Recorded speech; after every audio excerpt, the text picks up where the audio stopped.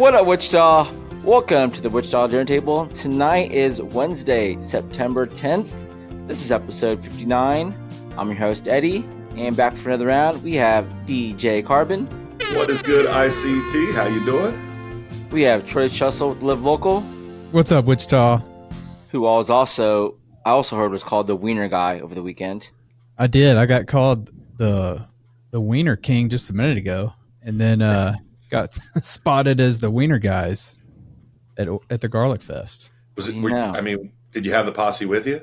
I had Darren, had one of them. The other one was I think he was out of town this weekend in Dallas, but yeah, Wiener Guys. And then we have the Kansas Gastronomist. I observed that conversation, and do you recall what I said, Troy? I don't remember. It was like, that guy just does not shut up about wieners, and I am so sick and tired of it. Yeah, you're sick and tired of the wiener jokes, right? So some background. Me, TKG, and Troy, and some others, we were judges of Ori's Garlic Fest.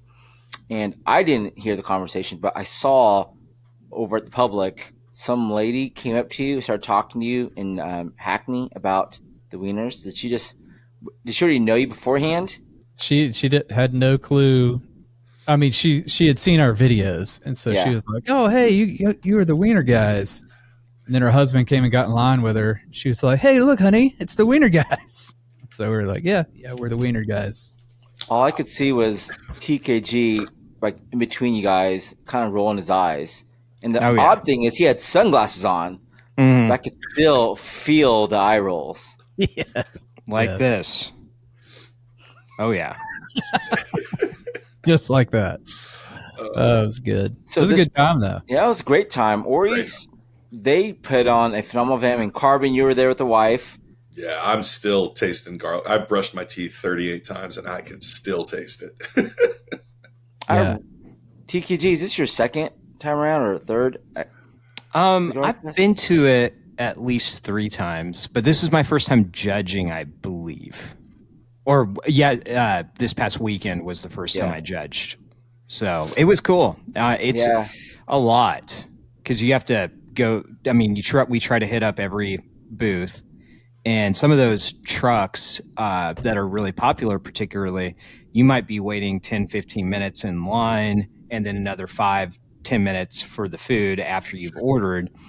And, when you've only got a window of, 3 hours to hit up every single thing, I mean, it's kind of like divide and conquer. It's like, Eddie, you go get, the pizza. TKG, you go get the nachos, whatever, and then just try to get back together. And everybody's at different times. And hey, we need to make sure everybody gets a photo. I mean, it's some work. So a lot of places were selling out before 2 hours was even in. So yeah. Carbon, what was your favorite thing there? Man, there was a lot, but I got a repeat favorite, man. Salted creamery, that butter pecan garlic is just, it hits. I was a big fan of that. And I like their new ones too. The cheesecake, the strawberry cheesecake with the garlic pretzel topping. The topping had a really good zing to it. I wanted more of that topping throughout it. But yeah, they were definitely. I will say they took the title again for me. There was a lot of really good new entries. I'm curious, you guys got to. I really like that cornbread cookie. From Kelly's Cookies. Yes, that was really good. Did you stop by Kamuji, Japanese bakery, by chance? I did not. They sold out too. They sold out. Yeah, they were sold out. Oh. I mean, I did try and stop by, but they were done. I wanted to try that cream cheese roll. One. Yes, because I know they had the garlic cream cheese filled roll or something like that. The candy, I could see that being good for the grapes and strawberries. The garlic, I was like, you're trying it, but I was like, it was different. It was. It fit in theme, but not a great food choice in my opinion. I was glad when Jeremy decided to get Wong One. He did, yes. Yeah. Yes. So, Ori's Garlic Fest is over, and September 10th is here. But that doesn't mean the events are over, because even though like Zubli just ended, we had Pickle Fest as well. There's a whole full slate of events. So tonight we're going to get the listeners caught up on what to expect. All right. So Cool. here we go.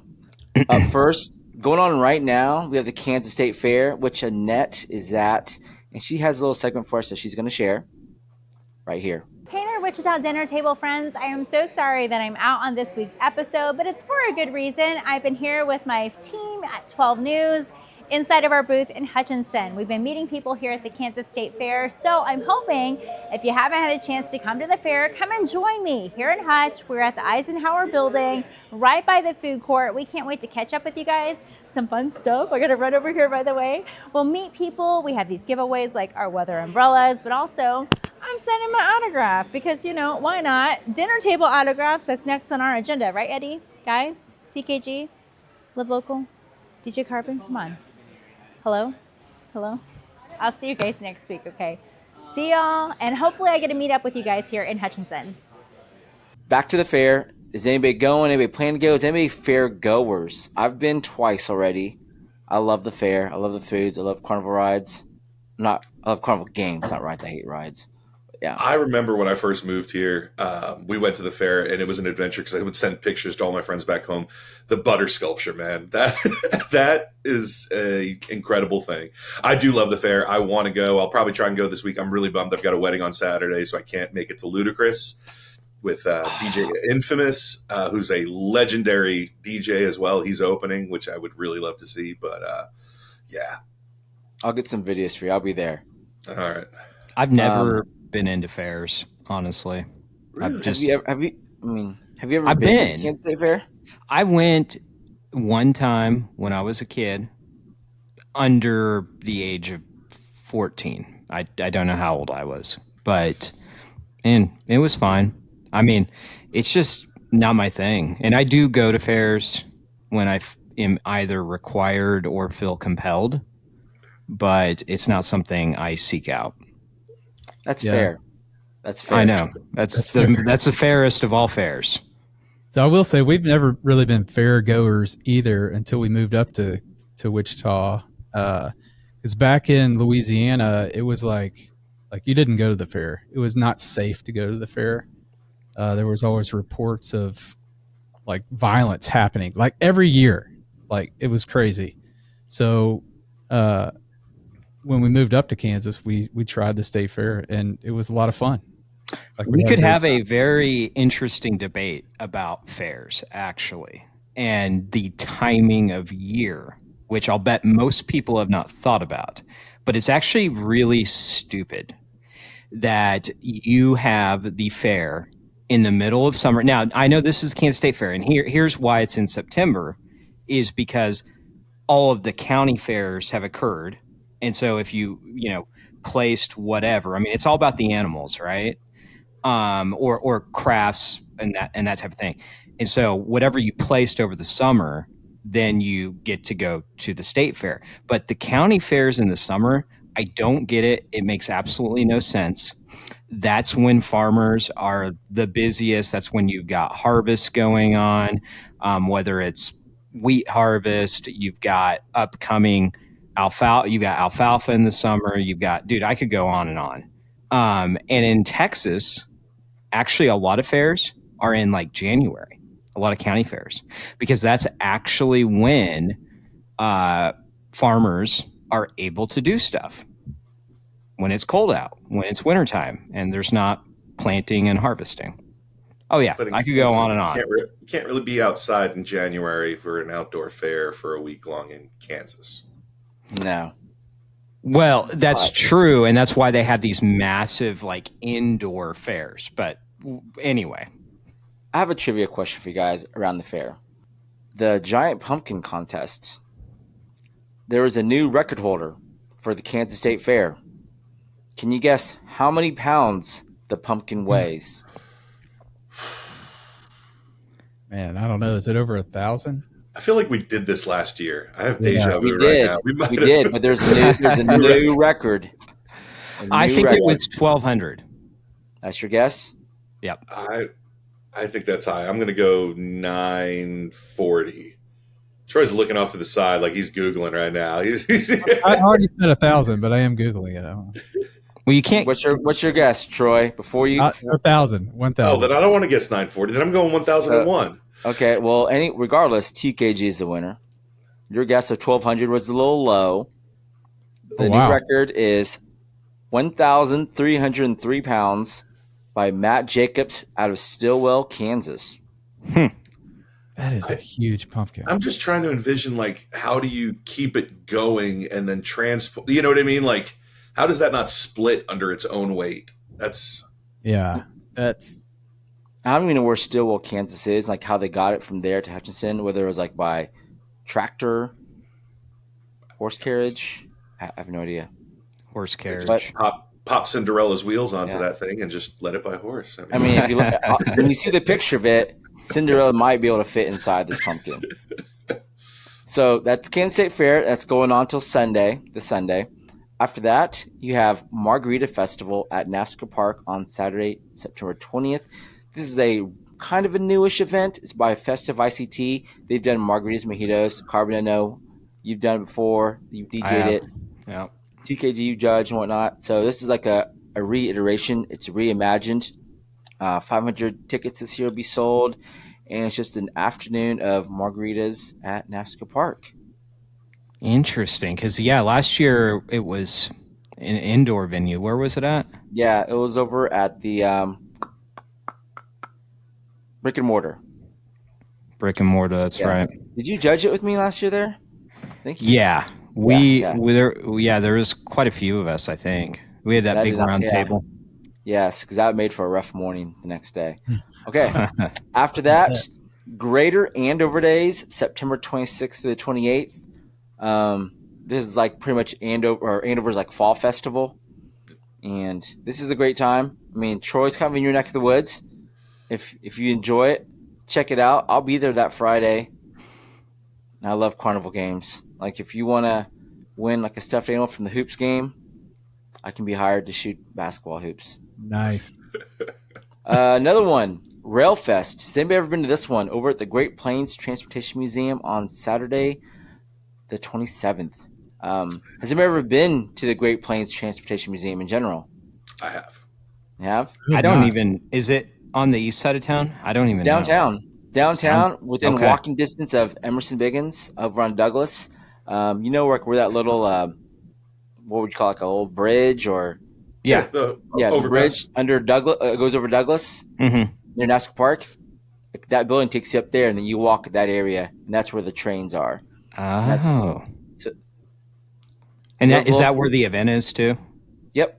So you go inside the museum, which is like off to the north side. It's on the north side, and then there are these stairs that take you upstairs, and you wouldn't imagine like how big it is up there. It's a big area space. Then they have like trains that the kids can ride. You can go back and forth. They have other trains that you can like walk in and just check things out. They have live music, food there. I went a couple years ago. Took my daughter. We rode the train a couple times. She enjoyed it. So it's just something different. I know when you talk about museums in Wichita, the Great Plains Transportation Museum is probably like one of the less discussed ones. But if you run like a page about Wichita and you try to live local, I definitely recommend the locals go check out the museum. All right. Especially if you're DJing. The next one, that same weekend, this is a big event. It's been going on for 30-something years. I think it's the most well-ran food event in town. It's the Wagon Masters Downtown Chili Cook-Off, starting at high noon. Yes. Yeah. Looking forward to that one.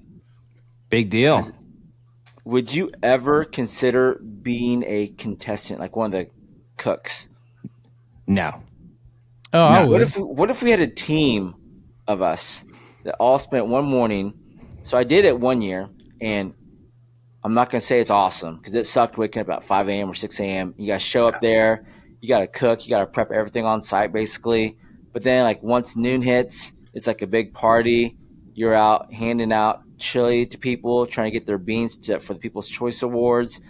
And it's just that part gets fun. And then by the end of the day, 3 o'clock hits, you're exhausted. I've worked a tent a couple of times, but both times it was just a couple hour shift. It wasn't like huge. It wasn't wake up at 5 and be there all day, run it. I mean, I should say the year I did it with my friends, they showed up early to cook. I'm not a cook. They don't trust me around that stuff. So I showed up a little later and did the, hey, come vote for us. Had a megaphone. Maybe we can get Furt. I know Furt likes to cook. Dude, Jack likes to cook. He should do his chili. Can I recruit TKG to be our sign spinner to say vote for us? He needs a sign that he can spin. I think he would have some great sign choreography. Oh, yeah. He could dress up as a clown.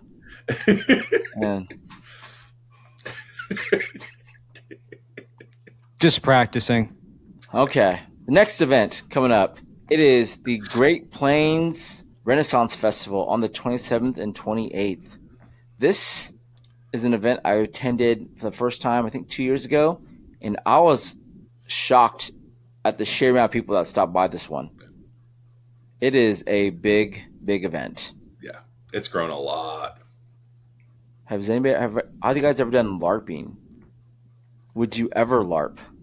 Yes, totally would. I'd do it. I've experienced once. Where we all dress up and show up as what do they call them? Like a group of people in the Renaissance Festival? Are they not like an army? Are they? Is there a term for that?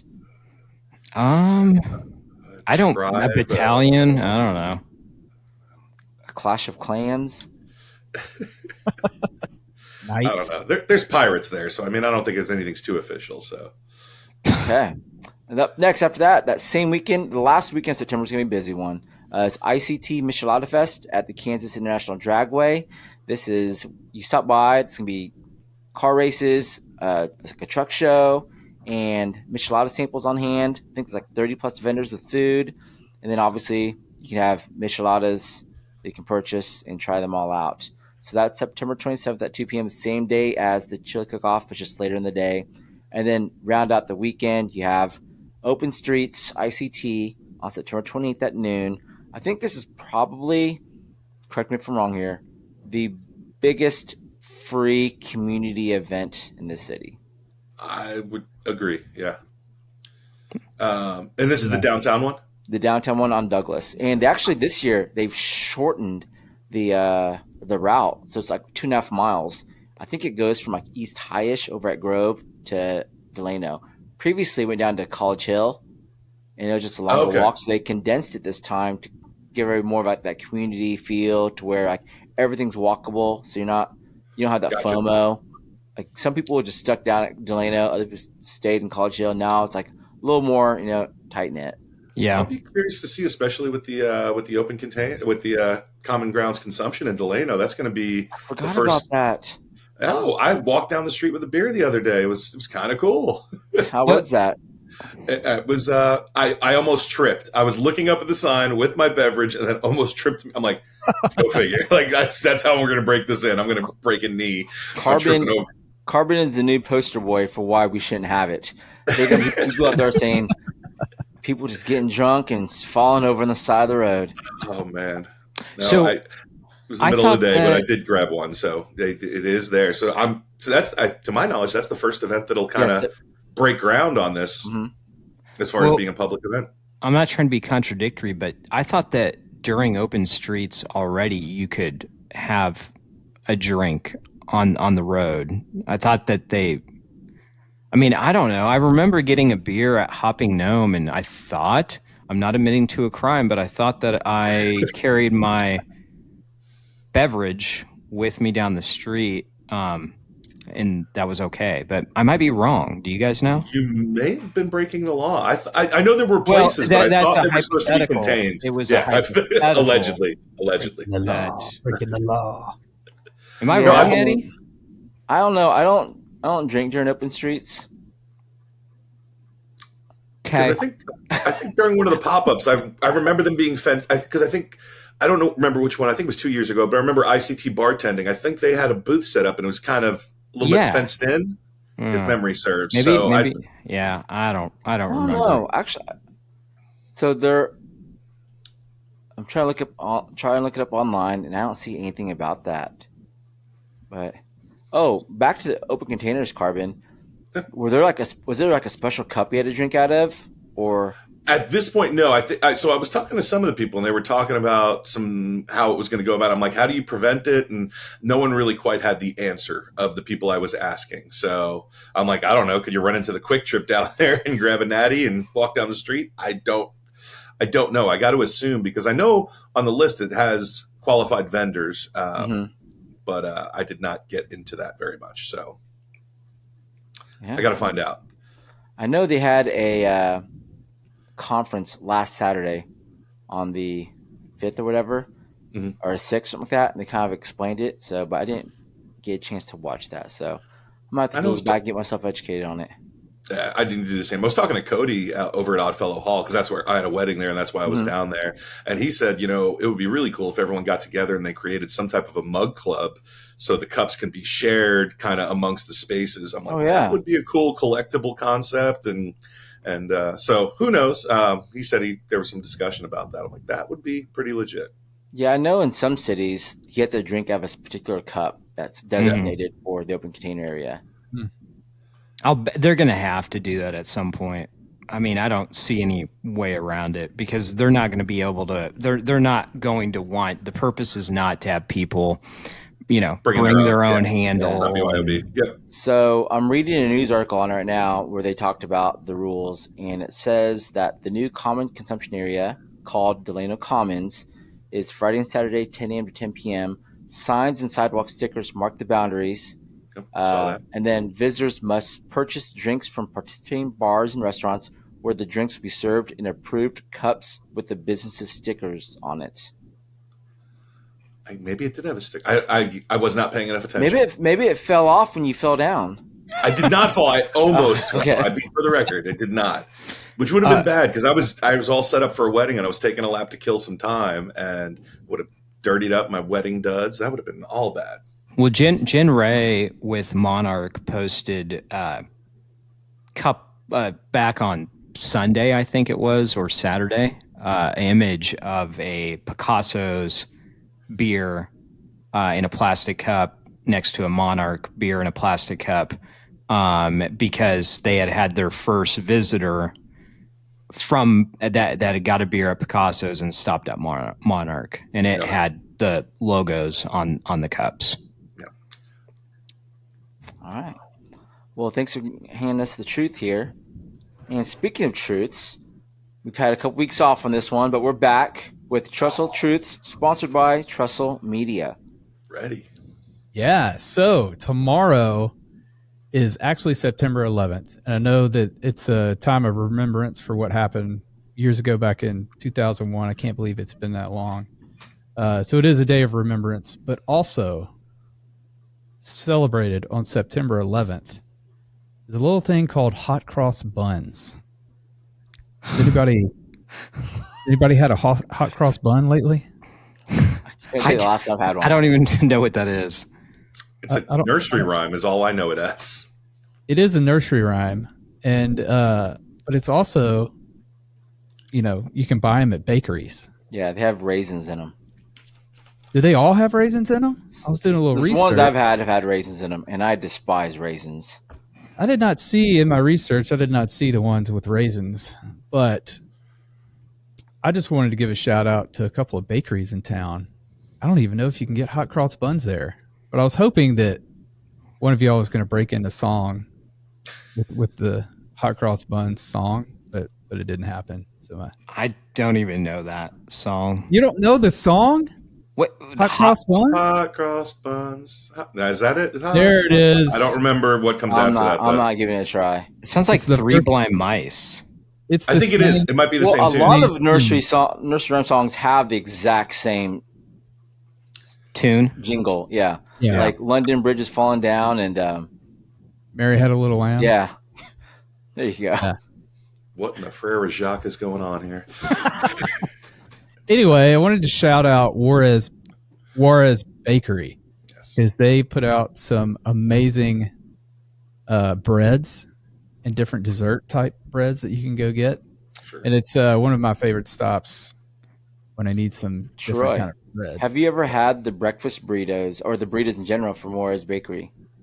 I've had a breakfast burrito from there. It's been a while, so I need to get back over there. Yeah, when are they available, Eddie? In the morning. Are you sure? I got one actually 2 Fridays ago. So did they stop it for a while or what? Yeah, they stopped it for a while and they brought it back. Okay. Maybe a few months ago or something like that. Okay. I guess I need to get back. What I always call before I go, just make sure they have them on hand because sometimes they don't have them or sometimes they're sold out. Yeah, always call. I went one time. It's probably been a year ago, and I asked, "Hey, where's your breakfast burritos?" And like, the response was like, "What are you talking about? I've never heard of breakfast burritos." I was like, "Okay, forget it." I got to go back there and try some stuff. I always get the sweet. Normally, I go there after eating at Molino's and get a little sweet dessert treat over there, but I got to try the rest of the stuff over there. Good tres leches cake if you're into that too. Yeah. Oh yeah, they've got really good cake. Is that your only shout out for bakeries? We got more? I was just only going to talk about Juarez, but there are plenty more. You did say bakeries. You did say bakeries. You did say I heard bakeries. plural. Cross buns, hot cross buns. He's got it. Yes. I'll give a shout out to one of my favorite places I go to, Frost. Is that technically a bakery? Because they make their own cakes and pies, and their oatmeal cream pies are. Oh yeah, they're the best. They are, thick with the frosting in the middle, and it's all homemade. Yeah, those are some really good ones. And they also do their own choco tacos as well sometimes. TKG, and it's probably like you hate this stuff, but I like hot cross buns. You like hot cross buns? Mm-hmm. That's good. I do like the Great Harvest Bread Company as well. Yeah. What's that? What's the main bread I always get? It's like does anybody ever get? It's like in the big old bags, about yay big. Sourdough or no? It's like French bread. Yeah, it's like a long French like bread. Cinnamon roll, like a cinnamon swirl. I believe it's called. Oh yeah, the dessert rolls. Yes. Yeah. Okay. So TKG. So we know you don't like desserts, and this is for Jerry Payne because he's been asking for this. But what is up your crawl this week?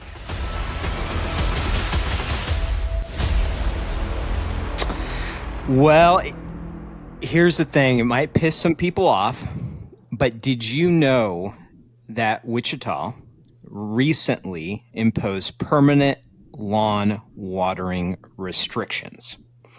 Basically, the middle of this month, or beginning the middle of this month, a Wichita resident will only be able to water the lawn 3 days per week. Can you believe that? My heart always hurts for anyone that does not have a perfectly manicured lawn. Did you know that most people in the world wash their clothes, bathe, and drink the same contaminated water? But who cares, really?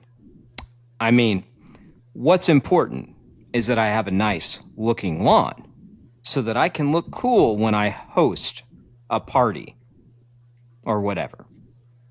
Water waste is a huge stick in my craw.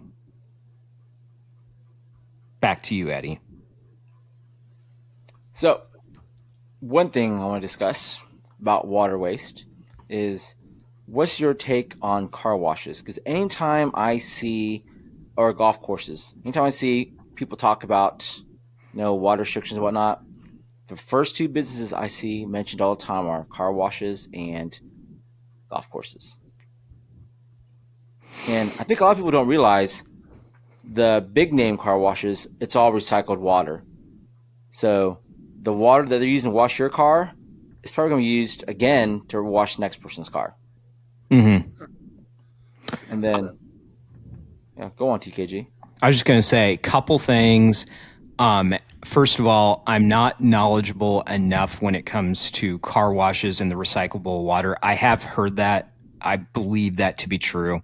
I don't know enough information to draw a conclusion.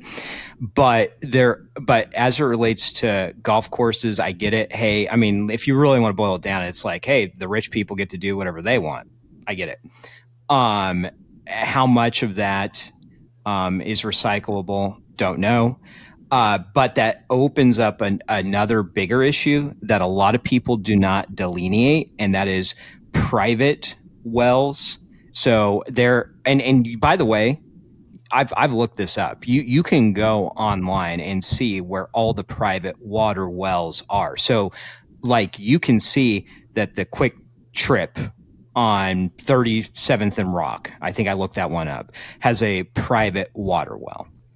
So then I know I'm on my high horse, but then it becomes the question that people are like, well, I'm cool with not having water restrictions if, the gas stations would stop watering when it's raining out, right? But they could be on private water, which means that the city has a more difficult time regulating, but the people that are absolutists about it are also wrong. And what I mean by that is, yeah, they cannot just immediately regulate private water rights, but you can't tell me that it's impossible. I mean, Kellogg exists because of a thing called condemnation. They took people's property. So my point is it's not an all or nothing. I'm not advocating for taking people's private water rights. I'm not saying that at all. I'm just saying it's not as simple as saying, well, it's private, so we can't even talk about it. But it also opens up the bigger question of what moral obligations do you have? Okay, so the state cannot tell Quick Trip not to water when it's raining outside. But does Quick Trip not also have an obligation, a moral obligation, to not waste water that's coming out of the same frickin' aquifer as all of my private water? The answer is yes, they do, and they should. And actually, Eddie, this is something that I have thought about for decades, and is something I'm very much believe in, because I do think that we waste so much water with no respect whatsoever to most of the world that struggles with water. And by the way, wars are fought over water. I'll step back. No, I completely agree. I mean, the city gets the water that we use, it goes out to everybody in the community from the aquifers as well. So putting regulations on people that just use city water to water their yards, to have a green, fresh yard, probably isn't enough. I mean, I think, I don't know, because you say private well. I mean, I've got a private well, but I haven't turned my water on since it started raining back in June, because I don't need to. Mm-hmm. And honestly, I don't care if my yard is the greenest one on the block, because I'd rather conserve water so that Cheney is full, and so that all, wherever we get water from is full. Yeah, I'm on your side with this, because I'm not into the whole thing with greener yards and everything. Like, we should conserve water. Cheney should never get that low. Like, if my HOA would allow it, I would AstroTurf my whole property. Yeah, and that's another thing. Like, we talked about this on my podcast a few years ago about the HOAs and lawn cutting people, and the people that have businesses that service lawns. Mm-hmm. I mean, they are pushing you to have a certain type of grass that takes a certain type of water, that this grass doesn't even grow well in Kansas. Yep. Like, fescue is not the perfect grass for this kind of climate that we have here, but yet every HOA pushes it, and you got to water the crap out of it, because the roots don't go deep enough to make it green all the time. So it's just, I don't know. It's not good. I'll say that. Do you want me to add one more thing to this?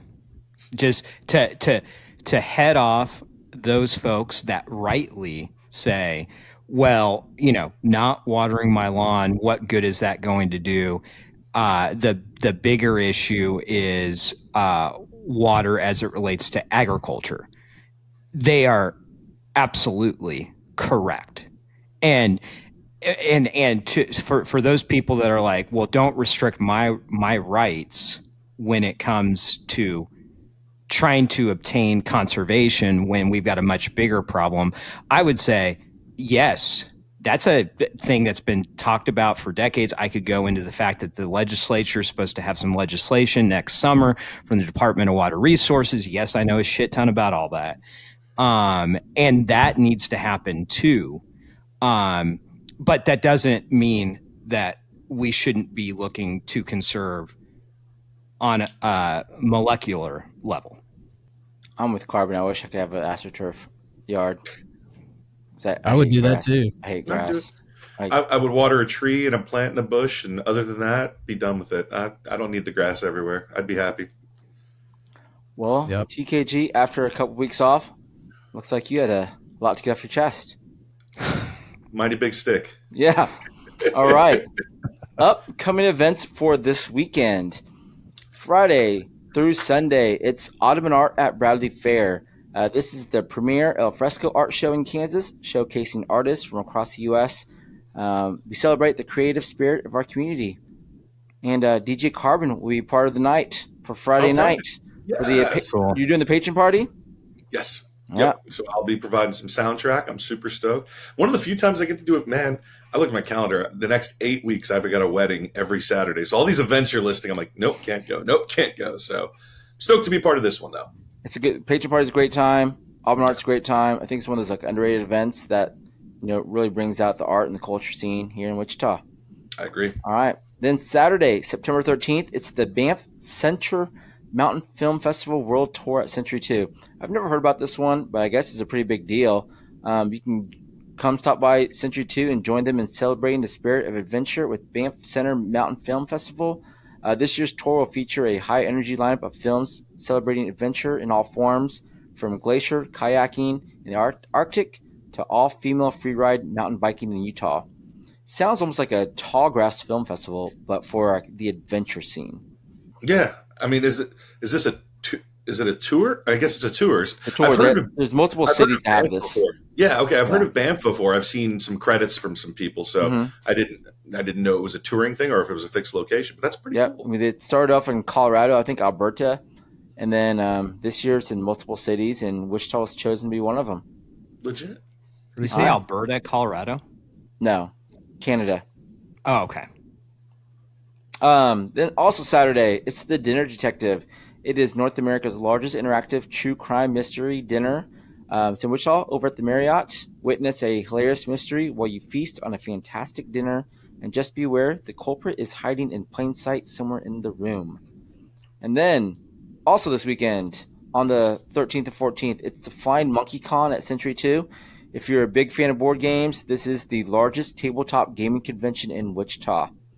And then, same weekend, it keeps going. It's the Shields Hunting Outdoor Expo. It's where hunting, adventure, and high-flying dogs action collide. Then, that evening, if you're still looking for something to do, it's the Vietnamese Night Market from 4 p.m. to 10 p.m. at 3441 East Harry. It's over near All Saints Church in the hospital. It's outdoors. It's free. Tons of Vietnamese food vendors, markets, shops, whatever. It's a great time. This is, I think, the third one they've had. And then, also, if you're still bored, you look for something to do. Cars and Coconuts. It is a car show that's taking place at Sharky's Island Bites out east, starting at 9 p.m. Bring your cars, check out other people's cars. I actually stopped by the one at the West Side location a couple weeks ago.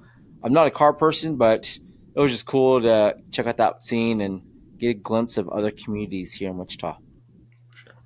Where do the coconuts come in? I don't know. Like I said, I'm not a car person, and I don't understand the coconuts portion. Like, is that a reference? Do they have like coconut drinks? Maybe. No, I didn't see any coconut drinks. Maybe you have to bring your own coconut if you want to attend. Like, is there a car part that's synonymous with the word coconut? No, I literally know nothing about cars. I know nothing about cars, but I know one thing about cars, and that's that nobody calls anything on a car a coconut. It's a new slang. It's in like Fast and the Furious 8 or 9 or whatever number. Is it? I don't know. No, I'm just kidding. I have no idea. But it would not surprise me. Maybe they're talking about, like, the little stand-up Hawaiian girls that stick on your dash, and you hit it, and they kind of do a little, dance. I have no idea. Yeah. I'm going to reach out to Cars Coconuts. I'm going to ask them after this show. Why the coconuts? Okay. They usually have coconut bikinis on, right? Yeah. With the hula skirt. But I didn't see anybody dressed up in coconut bikinis when I went to the last one. Disappointing. Okay. What's good in Wichita? It's time for everyone to come through with something they've seen that deserves a shout out, something heartwarming, whatever. I'll start. I want to give a shout out to Leadership Wichita. Last week they had myself, Landon with Wichita Life, and Jack Stacks Eat to come do a little panel discussion where we talked about the future of media and modern day media and how people are getting their news. And a lot of it's coming from, social media influencers, creators, just anybody online. Like, a lot of people are going either to TikTok, to Facebook, to Instagram to find out, like, what's going on in Wichita or just new updates. And they asked us questions like, how do we feel being, like, I guess, like, the forefront in a way of how, like, the younger generations get news with even stuff like the dinner table. So thanks for having us out. I really believe social media is like this new age media that Wichita doesn't understand yet. Even when it comes to, like, social media influencing, they don't understand the power of it and how effective and useful it can be. But thanks for that. TKG. I want to give a shout out to, and I hope I don't butcher her name, Francie Foster. And there was a Wichita Eagle article recently about her. She had met Chef Josh Rathbun several times over the years just as a patron in various restaurants that he was a chef at, and then in the restaurant that he currently owns, which everybody knows is Lottie. Fantastic restaurant in downtown Wichita. And Chef Rathbun, as we all know on the dinner table, but as a reminder, has a kidney disease and frankly would not make it a long time without a new kidney. And she had heard, she didn't even talk to him, she had heard that he needed a kidney. She went and got tested and was confirmed that she was a positive match. And then reached out and said, hey, I want to give you my kidney. And by the way, I also read that she had, I think it was a coworker. I may be wrong about that, but there was another person in her life previously that she had been tested for to donate a kidney, and she was not a match. And so she had said that she was really happy about it, but happy that she has this opportunity. And that her family was all incredibly supportive, including her husband. And I just thought, damn, who the hell deserves a shout out more than Francie Foster? So shout out to Francie Foster. That was an awesome story. Yeah. Kudos to her. That's awesome. All right. Carbon. So I got to do an event on this past Sunday. On Monday was For the Shockers, FORE, the Shockers, a nice little golf tournament. And the night before, we had a night before the tee over at Brick and Mortar, which we were just talking about. It was a fundraiser for Wichita State. Judah Craig at the Candle Club put a lot of this together with a lot of sponsorships and things like that. And I want to give a shout out to the Shocker faithful, man. I mean, to see how far that campus, how much they have grown, and to those that have been supporting it. I remember when I first moved here, I became a fan. I never experienced, even when I attended, I will say that campus life was somewhat non-existent, not much of a campus life, but I was still a fan of the basketball team, still partook as much as I could in that. And, post Final Four run, which changed a lot on that campus, and to see them grow, the AD was there talking about numbers and how they are targeting to be in the top 100 schools in the country. And to see how far they've grown is just an amazing story. The support that they receive from the city is nothing short of amazing. Some of the players were talking. One of the gals that was on a panel was, I played against them last year, and now she's on the team. Now she's moved. And she's like, it was, I get it. I was on the other side of it, and I understand it. So, it's just really cool to see them continuing to grow because the city supports them, but also they've been a huge landmark and helping with the growth of the city. I think their Final Four run was a big part of why we see the Wichita flag everywhere. The amount of civic pride that happened because of a lot of the things that they've done. So to the Shocker faithful, you're a great representation of the city continuing to grow, and salute to all of y'all. And if you're looking to get season basketball tickets, you can get them now. Call 978 fans. Yeah, that's the number. 978 fans. All right. Troy, take us home. Yeah, I want to shout out Public at the Brickyard. Man, they put on a good showing yesterday with some amazing food. They were kind of like the hub. Like after you tour Garlic Fest, they were kind of the hub to go end your day, and that's kind of where we all left out. But they had a great hot dog, and it was fantastic. Travis Russell over there put together his own meat, grinded it up, put it in a casing, and it became the Wichita wiener. I think they called it it was a garlic glizzy, wasn't it? Garlic glizzy, yeah, that's what it was. I couldn't think of it, but it was the garlic glizzy.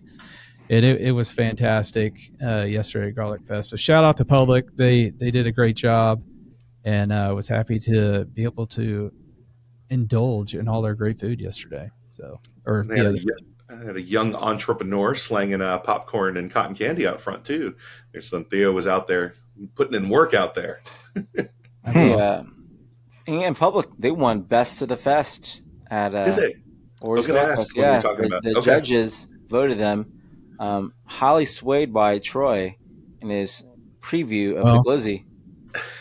It was a beautiful sight. I was not persuaded for that reason. What dish won? I mean, they had 9? Because they had inside and outside. Was it fried garlic chicken bao buns? Yep.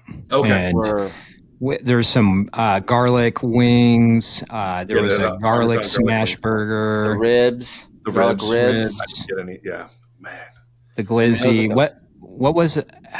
Did they have knots? Is that what we? Yeah, they had garlic knots. Knots. The garlic with butter on that was amazing. Oh, I need to hit up Travis. Yeah. Yeah. What was you guys ate everything. What was the best sweet thing you guys had? I know TKG, you don't have to answer this question, but what was the best sweet thing? Man, that ice cream from Salted Creamery is great. The cookie from Kelly's Cookie was phenomenal. Okay, so I got two of the best. Okay, good. I had this. It wasn't garlic related, but it was basically like a fruit sandwich with cream, bread, and just fruit from Kamuji Japanese Bakery. That was excellent. Oh, that's right. I did see Public also had that parfait too. Oh, that fruit bowl I had that acai. Yeah. I still can't get it right. Acai. Yeah, that stuff was really good. That was my favorite sweet thing that we had. When we made sure to pick up Wong Won, what was it that we got, Eddie? When Wong Won? Oh, the candied garlic. Yeah. Yeah. That's right. Okay. Good times. Good times as always. Thank you, TKG, Troy, Carbon.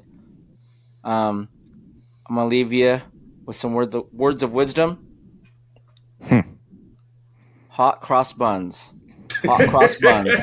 1 a penny, 2 a penny. Hot cross buns. So Wichita, you've been officially excused from the dinner table.